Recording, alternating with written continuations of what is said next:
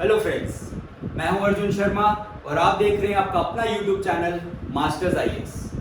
कैसे हैं आप सब लोग? आई होप आप सब लोग ठीक होंगे, अपने घर पे होंगे और सेफ होंगे। तो लेट्स स्टार्ट द टॉपिक।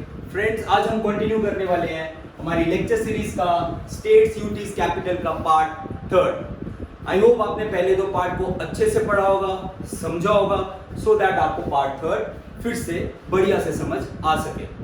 तो फ्रेंड्स, इस पार्ट को स्टार्ट करने से पहले, थर्ड पार्ट को स्टार्ट करने से पहले मैं थोड़ी सी करेक्शन करना चाहता हूं। जैसे कि यहाँ पे आप चार्ट में देख सकते हैं, हमने इंडिया को जोन्स में डिवाइड कर रखा हुआ है।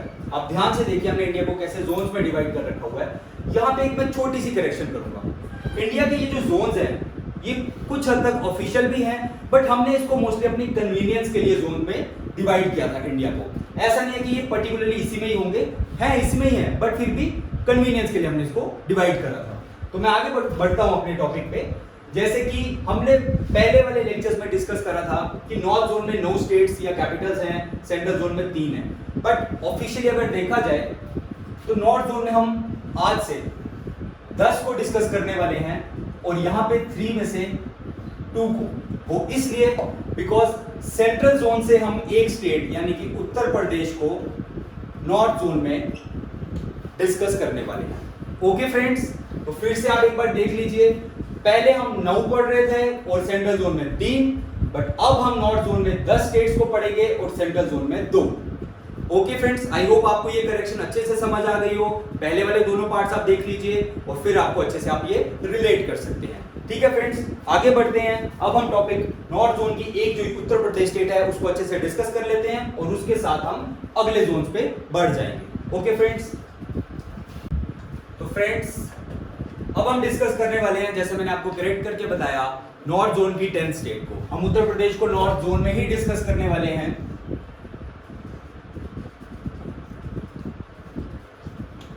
जैसे मैंने आपको पहले चार्ट बना के बताया था कि नॉर्थ जोन के अंदर हम 10 स्टेट्स यानी 10 एंटिटीज को डिस्कस करने वाले हैं। तो उत्तर प्रदेश है 10 स्टेट।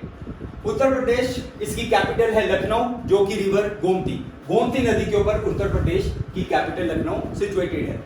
उसके बाद हम चलते हैं इसके एडमिनिस्ट्रेटिव हेड्स के ऊपर, जिसके गवर्नर हैं आनंदीबेन पटेल और इनके सीएम हैं श्री योगी आदित्यनाथ जी, जो कि बीजेपी को बिलोंग करते हैं। तो उत्तर प्रदेश में बीजेपी की सरकार है, योगी जी वहां के सीएम है आदित्यनाथ जी और गवर्नर हैं आनंदीबेन पटेल। नेशनल लेबर्स कौन से हैं उत्तर प्रदेश के? राजस्थान, हरियाणा, हिमाचल प्रदेश, उत्तराखंड, दिल्ली, बिहार, मध्य प्रदेश, झारखंड और छत्तीसगढ़। इतने सारे उत्तर प्रदेश के नेबर्स हैं। नेशनल नेबर्स सबसे ज्यादा उत्तर प्रदेश के हैं। ये फैक्ट मैं आगे आपको क्लियर करने वाला हूं। इंटरनेशनल नेबर है उत्तर प्रदेश के सिर्फ एक, नेपाल। ओके, फॉर्मेशन डेट की अगर हम बात करें, उत्तर प्रदेश 24 जनवरी 1950 को उत्तर प्रदेश की फॉर्मेशन हुई। इसको नाम दिया गया उत्तर प्रदेश। इससे पहले ब्रिटिश इंडिया में, जैसे आप सब लोग जानते हैं, 1947 में हमें इंडिपेंडेंस मिली ब्रिटिश से। तो ब्रिटिश इंडिया में उत्तर प्रदेश जो था उसका नाम था United Provinces of Agra and Oudh. Okay, अगर आपसे कोई ये पूछ ले कि उत्तर प्रदेश तो ठीक है अभी, बट उससे पहले उत्तर प्रदेश का क्या नाम था, तो आप बता सकते हैं United Province of Agra and Oudh. Okay friends, अब हम बात कर लेते हैं कुछ इंपॉर्टेंट फैक्ट्स के ऊपर। मैं फिर से एक बात क्लियर कर दूं कि ये जो फैक्ट्स हैं, हम बहुत इंपॉर्टेंट फैक्ट्स लेके आते हैं सिर्फ इस टॉपिक से रिलेटेड। बट अगर जैसे कहीं पे रिवर सिस्टम है, कुछ वैली, इंडस वैली की साइट्स हैं, या फिर आपके आर्किटेक्चर की बात है या कल्चर की बात है, ये हमारी हिस्ट्री की फैकल्टी, हमारे चैनल की हिस्ट्री की फैकल्टी आपको हर एक वीडियो प्रोवाइड कर देगी, जिससे आपके लिए समझना बहुत इजी हो जाएगा। तो अभी हम इस टॉपिक के पर्टेनिंग कुछ फैक्ट्स को डिस्कस कर लेते हैं जो पर्टिकुलरली इसी से रिलेटेड है। ओके, तो पहले बात करते हैं, उत्तर प्रदेश जो है ये इंडिया की सबसे ज्यादा पॉपुलेटेड स्टेट है। सबसे ज्यादा पॉपुलेशन अगर कहीं पे है वो है उत्तर प्रदेश के अंदर। ओके फ्रेंड्स, उसके बाद एरिया वाइज, पॉपुलेशन वाइज तो सबसे ज्यादा है, बट अगर हम बात करें एरिया वाइज, तो एरिया वाइज उत्तर प्रदेश जो है वो 4th लार्जेस्ट स्टेट है, 4थे नंबर पे। ठीक है फ्रेंड्स, उत्तर प्रदेश, जैसे मैंने आपको यहां बताया कि इसके कितने सारे नेबर्स हैं, तो यहां पे मैं वो फैक्ट डिस्कस कर रहा हूं। उत्तर प्रदेश इंडिया की इकलौती ऐसी स्टेट है जिसके साथ सबसे ज्यादा स्टेट्स की बाउंड्रीज टच होती हैं। यानी कि अगर आप सिंपल लैंग्वेज में बोलो इसके जो आंडी गवांडी समझ लो, नेबर समझ लो, वो सबसे ज्यादा उत्तर प्रदेश का ही है। ठीक है, जैसे कि यहां पे मैंने बात करी है, टोटल है 9 स्टेट्स या यूटीज उत्तर प्रदेश के साथ बाउंड्री अपनी शेयर करते हैं, जिसमें से 8 स्टेट्स हैं और एक यूनियन टेरिटरी। वो यूनियन टेरिटरी है आपकी दिल्ली। अगर आपसे कोई ये पूछे कि उत्तर प्रदेश के साथ कितनी बाउंड्री टच होती हैं, तो आप बता सकते हैं 9। पूछे कितनी स्टेट्स, तो आप बता सकते हैं 8। पूछे कितनी यूनियन टेरिटरी और कौन सी, तो आप बता सकते हैं सिर्फ एक, और वो है दिल्ली। ओके फ्रेंड्स, आगे चलते हैं। उत्तर प्रदेश जो है, यहां पे 3 यूनेस्को ने 3 वर्ल्ड हेरिटेज साइट्स को डिक्लेयर करके रखा हुआ है। ठीक है, बार बार मैं बता रहा हूं, ये सब चीजें आपको आर्ट एंड कल्चर में हमारी हिस्ट्री की फैकल्टी प्रोवाइड करेगी। वीडियोस देखते रहिएगा और आपके सारे डाउट्स क्लियर कर दिए जाएंगे। तो वर्ल्ड 3 हेरिटेज साइट्स हैं, यूनेस्को की वर्ल्ड हेरिटेज साइट्स 3 है उत्तर प्रदेश में। सबसे पहले ताजमहल। आप में से मैक्सिमम लोगों को पता होगा कि ताजमहल आगरा में है। ये शाहजहां जी ने बनाया था अपनी वाइफ मुमताज महल के लिए। मैंने ज्यादा डिस्कस नहीं करा, वो आपकी सेपरेट क्लास में डिस्कस हो जाएगा। तो इसके बारे में थोड़ा सा बता दूं, ये आगरा में है और यमुना नदी जो है उसके बैंक्स पे ये सिचुएटेड है। दूसरी चीज, काफी सारे जो कैंडिडेट्स हैं वो आज भी ये सोचते हैं कि हमारा जो ताजमहल है वो still 7 wonders of the world में आता है। बट मैं आपका एक डाउट क्लियर कर दूं, at present Taj Mahal 7 wonders of world में नहीं आता है। इसलिए मैंने एक क्रॉस लिखा है कि अर्लियर 7 वंडर्स में था बट नॉट नाउ। अब ये 7 वंडर्स ऑफ वर्ल्ड में नहीं है। ऑल्सो 2007 में अगर आप देखें, उत्तर प्रदेश ताजमहल को new 7 wonders of the world का अवार्ड भी दिया गया है। एक और हम हेरिटेज साइट की बात कर लेते हैं, जो कि आगरा फोर्ट। ये भी आगरा में है, इसको अकबर जी ने बनाया था। और तीसरी यूनेस्को की साइट जो है उत्तर प्रदेश में, वो है फतेहपुर सिकरी। हाँ जी, फतेहपुर सिकरी। ये मुगल एम्परर अकबर ने अपनी कैपिटल भी बना रखी थी, इसको बनाया भी अकबर ने था। और इसके अंदर एक बड़ा फेमस है बुलंद दरवाजा, जो कि अकबर ने बनाया था जब वो गुजरात के प्रोविंस को जीत के आए थे। तब उन्होंने बुलंद दरवाजा यहाँ पे अपनी विक्ट्री को सेलिब्रेट या कॉमेमोरेट करने के लिए बनाया था। तो ठीक है फ्रेंड्स, आप एक बार इसको नजर मार लीजिए, अच्छे से पॉज करके इसको हर एक फैक्ट को अच्छे से पढ़िए, सो दैट आपको इजीली हर चीज समझ आ जाए। और एक और मैं थोड़ा सा आपका एक क्लियर कर दूं, जैसे आजकल बहुत न्यूज में है राम मंदिर बनने वाला है, तो वो बनने वाला है अयोध्या सिटी में। ओके, अयोध्या सिटी में राम मंदिर बनने वाला है। और ये सिटी अयोध्या, अगर आपसे कोई पूछे, ये नहीं पूछेगा कि राम मंदिर था, मस्जिद था, हम उस कंट्रोवर्सी में नहीं जा रहे हैं। सिर्फ इतना बात करेंगे, अयोध्या सिटी जो है वो कौन से रिवर पे है, तो आप बता सकते हैं वो है सरयू रिवर। ठीक है फ्रेंड्स, एक बार देख लीजिए, आपको अच्छे से पॉज करके देखिए, आपको अच्छे से समझ आ जाएगा। आगे बढ़ते हैं हम, और अब हम डिस्कस करेंगे हमारा वेस्टर्न जोन। ओके फ्रेंड्स, तो नॉर्थ जोन खत्म करने के बाद अब हम डिस्कस करने वाले हैं वेस्ट जोन। जैसे कि मैंने आपको पहले बताया था उस चार्ट के साथ कि वेस्ट जोन के अंदर 4 स्टेट्स हैं। ठीक है, 4 एंटिटीज हैं। तो सबसे पहले और सबसे इंपॉर्टेंट वेस्ट जोन का है महाराष्ट्र, जो कि एक स्टेट है, यूटी नहीं। तो महाराष्ट्र को पहले अभी हम डिस्कस करना स्टार्ट करते हैं। महाराष्ट्र की कैपिटल है मुंबई। सबको पता है फिल्मिस्तान मुंबई, ये इसकी कैपिटल है, आपको इजीली याद रहेगा। और हाँ, मुंबई जो है इसको इंडिया की फाइनेंशियल या कमर्शियल कैपिटल भी बोला जाता है। इसके जो एडमिनिस्ट्रेटिव हेड हैं महाराष्ट्र के, वो हैं भगत सिंह कोश्यारी जी, जो कि इनके गवर्नर हैं। और महाराष्ट्र के सीएम हैं उद्धव सिंह ठाकरे, जो कि शिवसेना पॉलिटिकल पार्टी को बिलोंग करते हैं। और हाँ, कोई अगर आपसे ये पूछे कि शिवसेना के कौन से सीएम हैं, तो वो है उद्धव ठाकरे, और ये शिवसेना पॉलिटिकल पार्टी के पहले सीएम हैं। ठीक है, आगे बढ़ते हैं इसके नेशनल नेबर्स की तरफ। इसके नेशनल नेबर्स कौन कौन से हैं? कर्नाटका, गोवा, तेलंगाना, छत्तीसगढ़, गुजरात, मध्य प्रदेश, और एक यूटी जो कि Dadra Nagar Haveli and Daman and Diu. तो ये सब कर्नाटका, गोवा, तेलंगाना, छत्तीसगढ़, गुजरात, मध्य प्रदेश और दादरा नगर हवेली और दमन एंड दीव इसके नेशनल नेबर्स हैं। मतलब इनके साथ ही अपनी बाउंड्री टच करते हैं नेशनली महाराष्ट्र। अब आगे बढ़ते हैं इंटरनेशनल लेबर्स के लिए। महाराष्ट्र का कोई भी इंटरनेशनल लेबर नहीं है, बट एक आपको जनरली और फैक्ट हम यहाँ पे ऐड करवा देते हैं। महाराष्ट्र के साथ अरेबियन सी उसके वेस्ट में टच होता है, और इसी अरेबियन सी के थ्रू मैक्सिमम हमारा इंडिया का ट्रेड जो है वो कंडक्ट किया जाता है। ठीक है, इसकी फॉर्मेशन डेट अगर देखी जाए, 1 मई 1960 को एक पहले एक स्टेट होती थी बॉम्बे। आप बहुत बार सुनते होंगे, अभी भी काफी लोग मुंबई को या महाराष्ट्र को बॉम्बे बोलते हैं, बट वो इनकरेक्ट है। पहले जो इसकी स्टेट थी वो थी बॉम्बे। बॉम्बे में से 2 स्टेट्स टूटी, एक महाराष्ट्र और एक गुजरात। ये आपकी जनरली हम फैक्ट्स आपको दे रहे हैं तो दैट आपको ये भी चीज स्टेट्स कैपिटल्स के साथ ये सब चीजें इजीली याद रहे। तो 1 मई 1960 को महाराष्ट्र की फॉर्मेशन हुई। इसको महाराष्ट्र डे, 1 मई को महाराष्ट्र डे भी मनाया जाता है। और बॉम्बे में से टूट के महाराष्ट्र और गुजरात बने थे। अब हम थोड़ा सा आगे चलते हैं, कुछ और फैक्ट्स जैसे मैंने यहाँ पे लिखे हैं सो दैट आपको इजीली ये समझ आ जाए। जो बाकी के फैक्ट्स हैं जैसे रिवर्स ये वो सब, वो हमारी क्लासेस आगे आप पे कंडक्ट कर ली जाएंगी, आपके सब डाउट्स क्लियर किए जाएंगे। आगे बढ़ते हैं। महाराष्ट्र जो है वो इंडिया की सेकंड मोस्ट पॉपुलेटेड स्टेट है उत्तर प्रदेश के बाद। उत्तर प्रदेश के बाद सेकंड मोस्ट पॉपुलेटेड स्टेट है महाराष्ट्र। कंफ्यूज नहीं होना, मैंने यहाँ पे क्लियर कर दिया है। First is UP and second is Maharashtra. आगे बढ़ते हैं एरिया वाइज, ये तो पॉपुलेशन वाइज की बात कर ली, अब आगे बढ़ते हैं एरिया वाइज। तो एरिया वाइज महाराष्ट्र जो है वो इंडिया में तीसरे नंबर पे आता है। 3rd लार्जेस्ट स्टेट है एरिया वाइज महाराष्ट्र, पहले पे राजस्थान और दूसरे पे मध्य प्रदेश।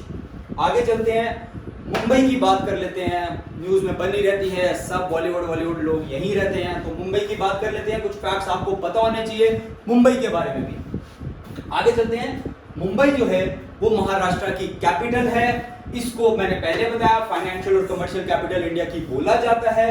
और मुंबई जो है वो एक सिटी है। बहुत से लोग, कुछ दिन पहले भी मेरी किसी से बात हो रही थी, वो एक एस्पिरेंट था इसी का क्लास 4 की, और वो मेरे को बोल रहा था मुंबई एक स्टेट है। तो मैंने उसका ये डाउट क्लियर करा, मुंबई भाई साहब स्टेट नहीं है, महाराष्ट्र स्टेट है और मुंबई उसकी एक सिटी है और मुंबई उसकी एक कैपिटल है। हमारे जम्मू कश्मीर में, मैं ज्यादा नहीं बोलूंगा बट जम्मू कश्मीर में काफी लोग हैं जो आज भी मुंबई को एक स्टेट मानते हैं। ठीक है, मुंबई जो है वो कैपिटल सिटी है महाराष्ट्र की। तो मुंबई का मैंने यहाँ एक फैक्ट बताया कि वो फाइनेंशियल या कमर्शियल कैपिटल है। दूसरा फैक्ट मैं आपको बताने जा रहा हूं, ये इंडिया की मुंबई सिटी जो है वो इंडिया की सबसे ज्यादा पॉपुलेटेड सिटी है।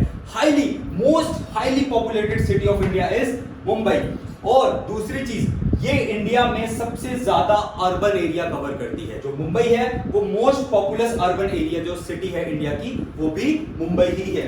दूसरी चीज मैं आपको बता दूं, जो महाराष्ट्र हमारी स्टेट है वो इंडिया की सबसे ज्यादा इंडस्ट्रियलाइज्ड, अगर देखा जाए सबसे हाईली इंडस्ट्रियलाइज्ड स्टेट अगर कोई इंडिया में है वो है आपकी महाराष्ट्र। मतलब सिंपल में आपको बता दूं तो महाराष्ट्र जो है यहाँ पे सबसे ज्यादा इंडस्ट्रीज जो है वो लगी हुई हैं। आगे बढ़ते हैं, पुणे, ये भी एक सिटी है महाराष्ट्र स्टेट के अंदर। इसको ऑक्सफोर्ड ऑफ ईस्ट बोला जाता है। इसको ऑक्सफोर्ड ऑफ ईस्ट इसलिए बोला जाता है क्योंकि यहाँ पे बहुत सारे बहुत अच्छे मतलब कि एजुकेशनल इंस्टीट्यूशंस, यूनिवर्सिटीज, कॉलेजेस, आपके बहुत सारे फ्रेंड्स, आपके भाई बंधु, कजन्स वगैरह, और आप खुद भी शायद यहाँ से पास आउट हो या बहुत सारे लोग वहाँ पढ़ते हो। तो ऐसे एक जनरली फैक्ट प्रोवाइड किया गया कि जो पुणे सिटी है मुंबई महाराष्ट्र की, वो उसको ऑक्सफोर्ड ऑफ ईस्ट बोला जाता है। आगे बढ़ते हैं, पुणे को बहुत बार इंडिया में जो सर्वेस किए जाते हैं, पुणे को बहुत बार most liveable city of India बोला जाता है। पुणे को बहुत बार इंडिया में most liveable city of India बोला जाता है कि ये सबसे अच्छी रहने लायक जगह है। मौसम के हिसाब से भी हमारे जम्मू कश्मीर से थोड़ा ज्यादा अच्छा मौसम तो नहीं है बट फिर भी अच्छा मौसम है। ठीक है, आगे बढ़ते हैं, नासिक। नासिक को महाराष्ट्र में ये एक और सिटी है नासिक, जिसको बोला जाता है वाइन कैपिटल ऑफ इंडिया। खूब सारे पियक्कड़ लोग यहाँ पे रहते हैं, खुश रहते हैं। वाइन कैपिटल के अंदर बहुत सारी वाइन प्रोड्यूस होती है, तो इसलिए नासिक को वाइन कैपिटल ऑफ इंडिया बोला जाता है। एक चीज और आपको मैं बताऊं, अभी रिसेंटली कुंभ मेला लगा था उत्तर प्रदेश में। मैंने यहाँ लिखा नहीं है बट मैं आपको बता देता हूँ। रिसेंटली अभी कुंभ मेला योगी जी ने कंडक्ट करवाया उत्तर प्रदेश में, बट नासिक में भी हर 12 साल के बाद एक कुंभ मेला लगता है। तो ये आप मैंने लिखा नहीं है बट आपसे शायद ना पूछा जाए, बट लेक्चर के साथ मैं आपको बता रहा हूं कि आपको याद रहे, ये चीज दिमाग में बिठा लीजिएगा कि नासिक को सिर्फ वाइन कैपिटल ही याद मत रखना, उसमें कुंभ मेला भी लगता है 12 साल के बाद। यहाँ पे रिवर्स हैं गोदावरी, कृष्णा, नर्मदा और तापी। ये मोस्ट इंपॉर्टेंट रिवर्स हैं महाराष्ट्र स्टेट के, जिसको आप इजीली याद कर सकते हो general knowledge for NT exam. G for Godavari, K for Krishna, N for Narmada and T for Tapi. ये रिवर सिस्टम आपको हमारी मास्टर चैनल की जो फैकल्टी ज्योग्राफी की फैकल्टी है वो पूरा प्रॉपरली आपको रिवर सिस्टम समझा देगी। इस टॉपिक के साथ इतना ही था तो मैंने यहां तक रखा। एक चीज और, अजंता और एलोरा केव्स, बहुत बार आप लोगों ने नाम सुना होगा, बहुत फेमस है। ये जो केव्स हैं इनको यूनेस्को ने वर्ल्ड हेरिटेज साइट डिक्लेयर कर रखा हुआ है। ये भी महाराष्ट्र में है और ये है महाराष्ट्र की औरंगाबाद डिस्ट्रिक्ट के अंदर। तो एक बार फ्रेंड्स आप इसको पॉज करके अच्छे से बार बार इसको देख लीजिए ताकि आपको ये इजीली समझ आ जाए। अब हम आगे बढ़ते हैं वेस्ट जोन की दूसरी स्टेट की तरफ जो है गुजरात। तो फ्रेंड्स वेस्ट जोन की अब हम डिस्कस करने वाले हैं सेकंड स्टेट गुजरात। बहुत इंपॉर्टेंट स्टेट है, इसके भी फैक्ट्स आपको अच्छे से पता होने चाहिए। आप देखते भी होंगे अमिताभ बच्चन जी अभी जो कोविड-19 के वो पेशेंट बन चुके हैं, इसकी टूरिज्म की ऐड करते हैं, आइए गुजारिए कुछ दिन गुजरात में। तो चलिए अब हम गुजरात को डिस्कस कर लेते हैं, बढ़ते हैं आगे। गुजरात एक स्टेट है, यूटी नहीं। इसकी कैपिटल है गांधीनगर, ठीक है। ये जम्मू कश्मीर वाला गांधीनगर नहीं, गांधीनगर वो, ओके। आगे बढ़ते हैं। इसके गवर्नर हैं आचार्य देवव्रत जी और इसके सीएम हैं विजय रूपानी जी जो कि बीजेपी के हैं। तो अगर आपसे कोई पूछे किसकी गवर्नमेंट है गुजरात में तो आप बता सकते हैं बीजेपी की गवर्नमेंट है। अब हम आगे चढ़ते हैं नेशनल लेबर्स की तरफ कि गुजरात के नेशनल लेबर्स कौन से हैं, किनके साथ गुजरात अपनी बाउंड्री शेयर करता है।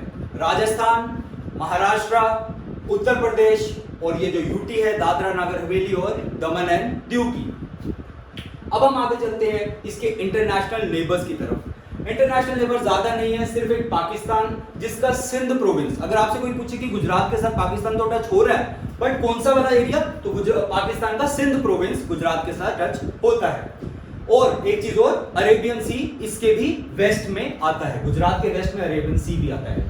तो मैंने पहले भी महाराष्ट्र पढ़ाते टाइम डिस्कस करा कि गुजरात की फॉर्मेशन फर्स्ट में 1960 को हुई और ये टूटा था, बॉम्बे जो स्टेट थी उसमें से टूट के गुजरात और महाराष्ट्र दो स्टेट्स बनी थी। इस एक्ट को बोलते हैं बॉम्बे रीऑर्गेनाइजेशन एक्ट 1960। इसी के थ्रू ये दोनों स्टेट्स काव या क्रिएट की गई। अब कुछ फैक्ट्स की बात कर लेते हैं, एक बार फिर से इसको देख लीजिए। कुछ फैक्ट्स की आगे बात कर लेते हैं, जैसे कि गुजरात के पास लॉन्गेस्ट कोस्ट लाइन है। लॉन्गेस्ट कोस्ट लाइन मतलब जो सी वाला एरिया जो कोस्ट लाइन है उसकी गुजरात की, वो इंडिया में सबसे बड़ी है, 1214 किलोमीटर की, 1214 किलोमीटर की कोस्ट लाइन गुजरात की इंडिया में सबसे बड़ी है।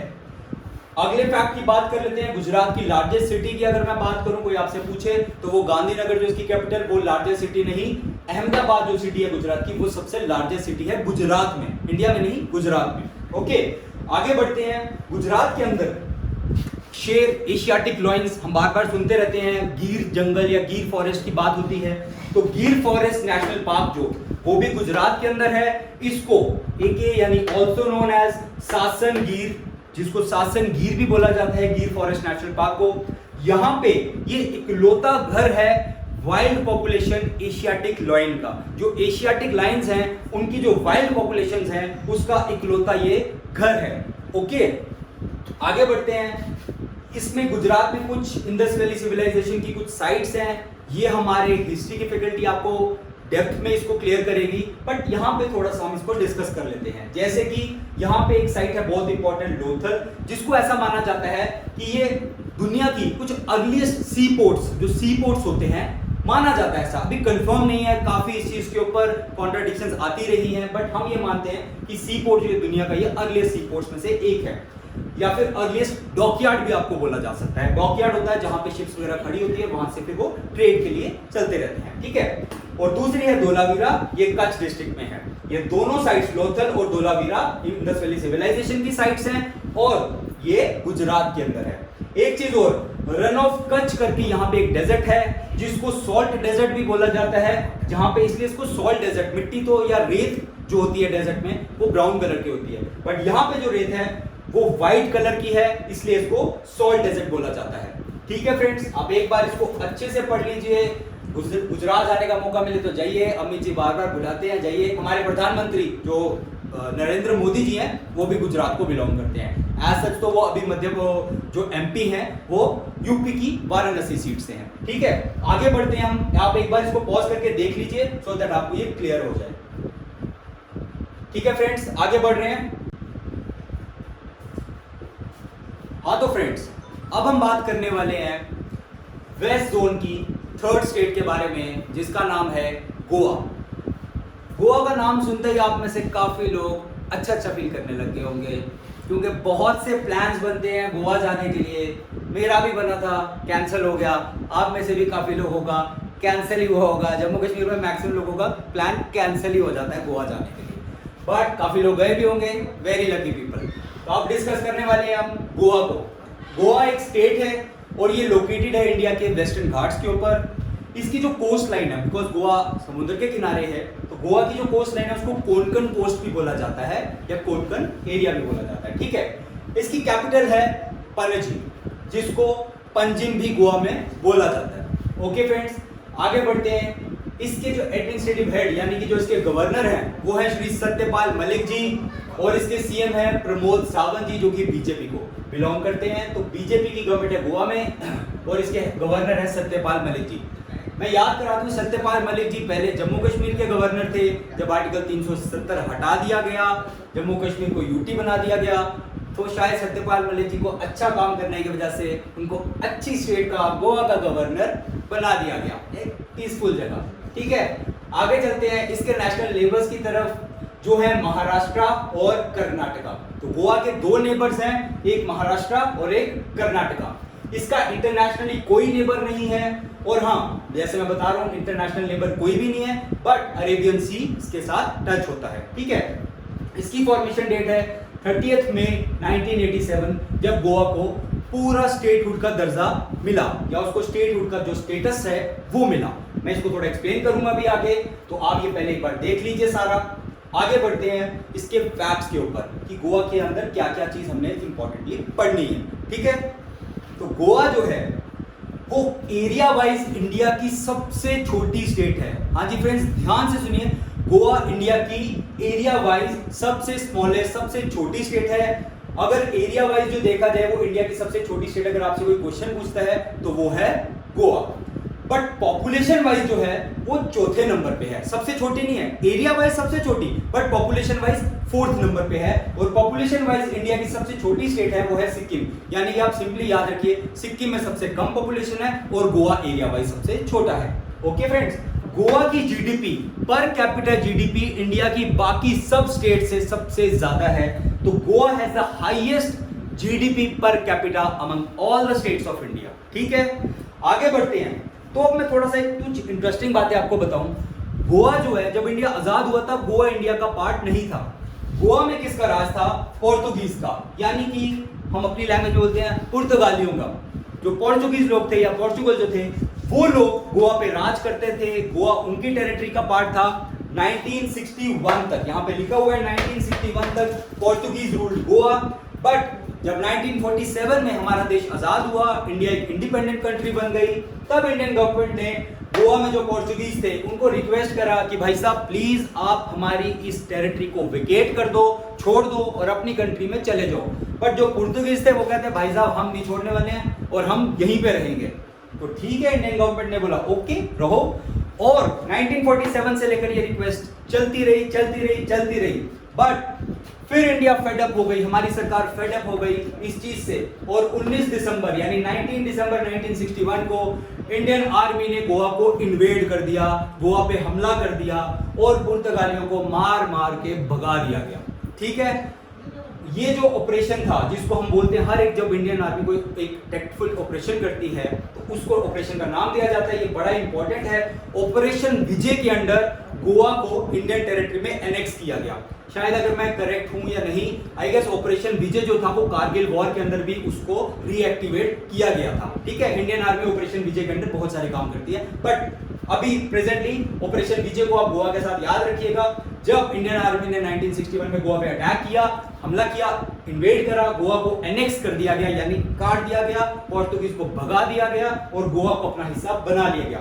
उस वक्त सिर्फ गोवा को ही अपना हिस्सा नहीं बनाया गया, जो दमन एंड दीव के आइलैंड्स थे इंडिया ने उसको भी अपने साथ मिला लिया।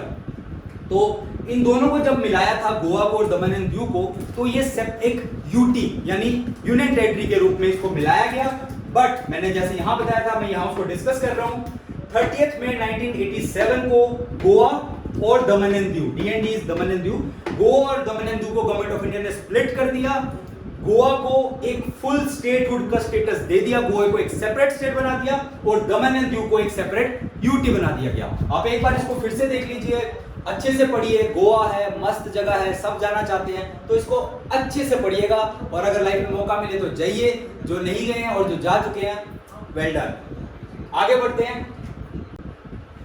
तो फ्रेंड्स, अब हम वेस्ट जोन की फोर्थ स्टेट या कह सके कि फोर्थ यूटी को डिस्कस करने वाले हैं, जिसका नाम है दादरा नागर हवेली एंड दमन एंड दीव। ये इतना बड़ा नाम है बट ये एक सिंगल यूटी है।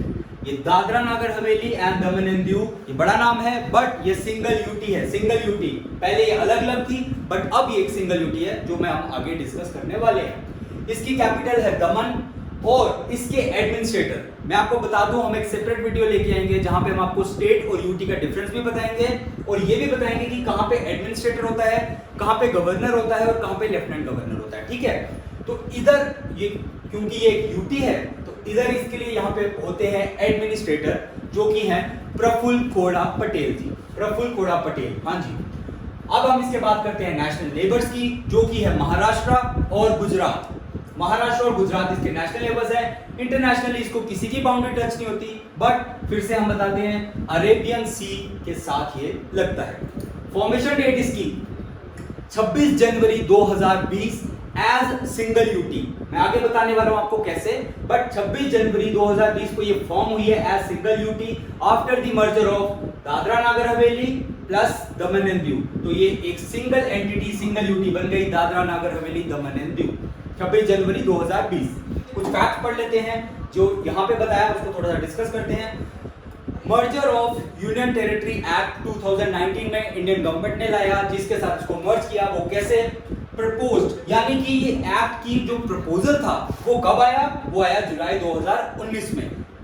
उसके बाद इसको इंडियन पार्लियामेंट में पास किया गया दिसंबर 2019 में और केम इनटू इफेक्ट या फोर्स वो आया 26 जनवरी 2020। यानी कि ये जो प्रपोजल था, फिर जो पास हुआ और फिर जो फोर्स में आया, ये तीन अलग अलग डेट्स हैं, तीन अलग अलग बातें हैं।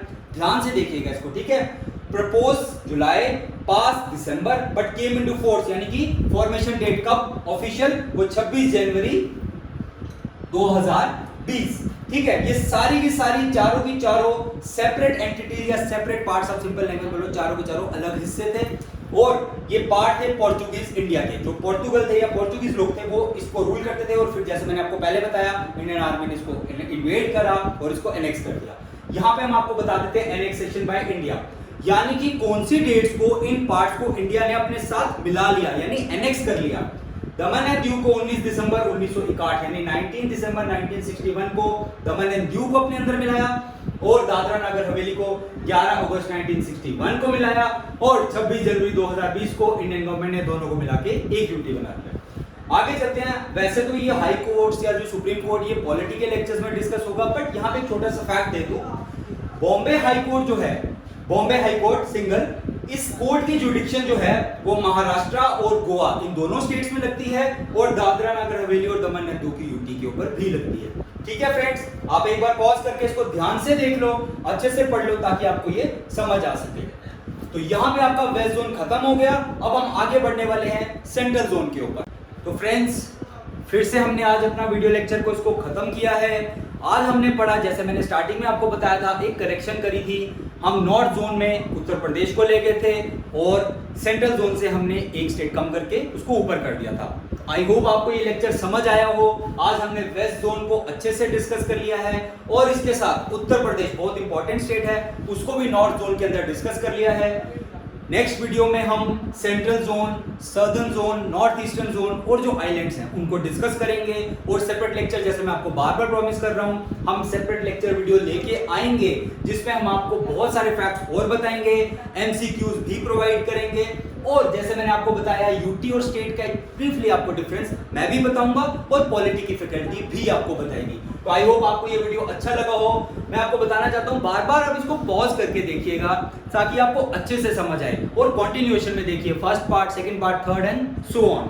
तो ठीक है फ्रेंड्स, वीडियो को लाइक कीजिए, शेयर करिए, ज्यादा से ज्यादा शेयर करिए और हमारे चैनल को मास्टर्स आईएएस को सब्सक्राइब करते रहिए, अपने फ्रेंड सर्कल में शेयर करते रहिए। हमारा चैनल आपको फ्री ऑफ कॉस्ट सारी इंफॉर्मेशन प्रोवाइड कर रहा है, आपको कहीं जाने की जरूरत नहीं है। हम हर लेक्चर को, हर टॉपिक को डेप्थ में भी पढ़ा रहे हैं और जो इररेलेवेंट चीजें उनको छोड़ रहे हैं। हमारी फैकल्टी बहुत मेहनत के साथ लगी हुई है आपको पास करवाने के लिए, जी आपको नौकरी दिलवाने के लिए हमारी पूरी फैकल्टी लगी है, चाहे वो ज्योग्राफी, पॉलिटी, इकोनॉमिक्स, साइंस, हर चीज के लिए, हर टॉपिक के लिए हम आपको पढ़ा रहे हैं। तो प्लीज हमारे चैनल को सब्सक्राइब कीजिए, शेयर कीजिए, वीडियोस को लाइक कीजिए, बार बार देखिए। Okay friends, bye bye, take care.